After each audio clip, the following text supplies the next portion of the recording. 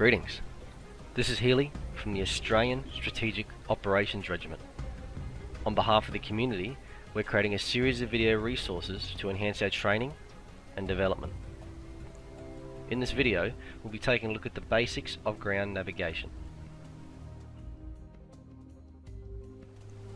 To begin with, ground navigation is the ability to identify your location either with or without navigational aids, such as a map, compass, or GPS. When opening a map, it's important to be aware of its overlay and functions. At the top left, you'll see an information overlay, which may contain information related to the mission. As you move to the top right side, you'll also see the time, which requires you to have a watch. This is read in military time, which means it works in a 24-hour cycle. An easy way to tell whether it is AM or PM, if it's morning for example, it might say 0650. If it was evening, it would say 1850, allowing you to differentiate between dawn and dusk. This button is the Textures Selection button, which allows you to toggle between a satellite image of your map and a topographical image. The difference being that the topographical texture removes extra terrain imagery and features. The map is beneficial in providing information regarding the surrounding terrain.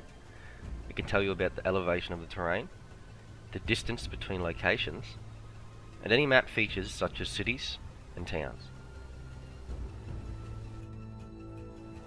You'll notice the map has contour lines, which are a series of lines which follow the slope of the terrain. They're able to provide you with 3D information about a geographical location, but on a 2D map. The further the lines, the flatter, and the closer the lines, the steeper.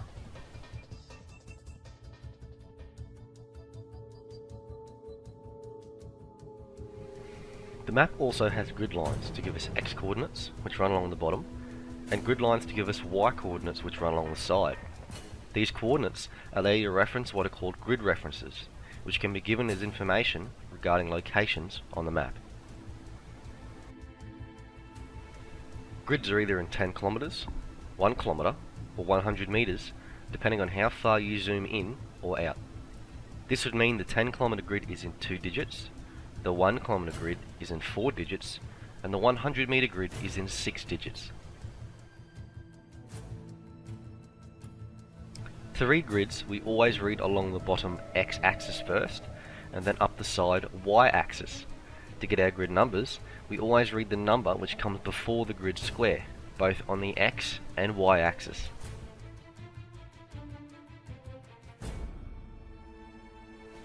When we join the X and Y axis grids together, we get a combination of numbers which give us our grid location. And as stated before, this can be either in 10 kilometers, 1 kilometer, or 100 meters. The compass is also an essential tool in giving you information on where to go, as well as where you are. You can use your compass to identify which direction you are facing and cross-reference that with your map.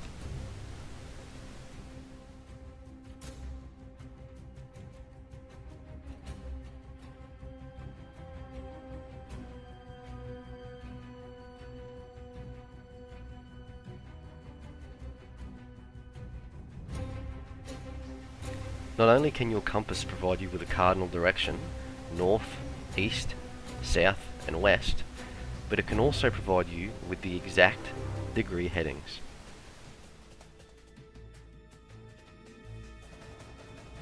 That concludes our introduction to basic navigation, and hopefully you learned something from this video. We'll see you on the field.